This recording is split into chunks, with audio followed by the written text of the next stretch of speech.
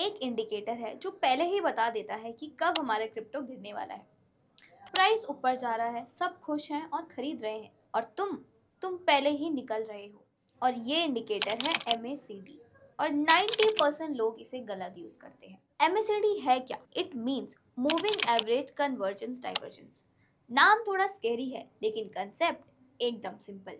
सोचो, तुम कार चला रहे हो, लेकिन जो स्पीडोमीटर है वो क्या दिखाता है? स्पीड। सोचो, अगर तुम्हारे पास कोई ऐसा मीटर हो जो ये भी बताए कि तुम्हारी कार की एक्सेलरेशन कितनी है, वो है MACD। यानी कि प्राइस की स्पीड नहीं, प्राइस की मोमेंटम। क्रिप्टो ऊपर जा रहा है, ओके फाइन, बट वो कितनी तेजी से ऊपर जा रहा है? वो ताकत बढ़ रही है या घट रही है? ये ही हमें MACD बताता है।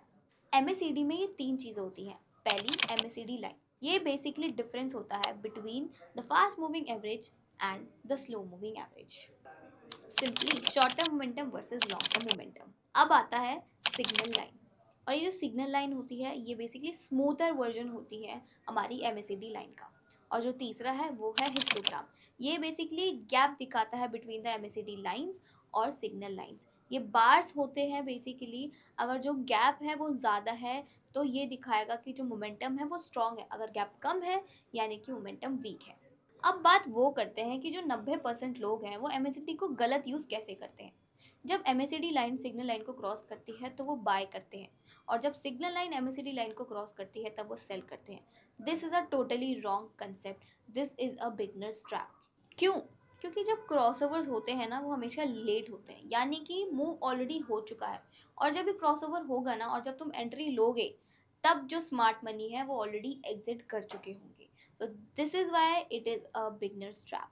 जब भी कोई क्रिप्टो को एनालाइज करो ये चेक करना मत भूलना। पहला, अगर आपका प्राइस न्यू हायर हाई बना रहा है और MACD ने भी न्यू हायर हाई बनाया है यानी कि trend is strong, trend is still ongoing.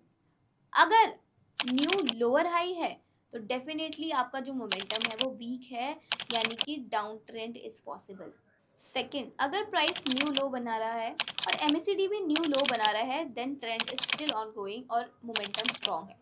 But अगर MACD लोअर हाई बना रहा है यानी कि momentum is weak, reversal is upcoming. अब थर्ड, हिस्टोग्राम देखो।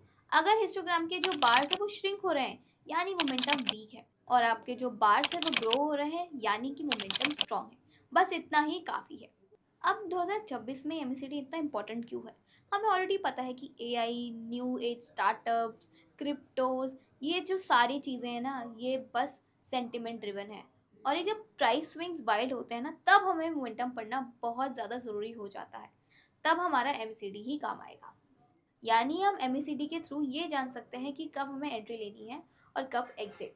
तो कमेंट में ये बताओ, क्या तुम MACD यूज़ करते हो या नहीं? तो अगर करते हो तो क्या क्रॉसओवर देखते हो या फिर डाइवर्जेंस?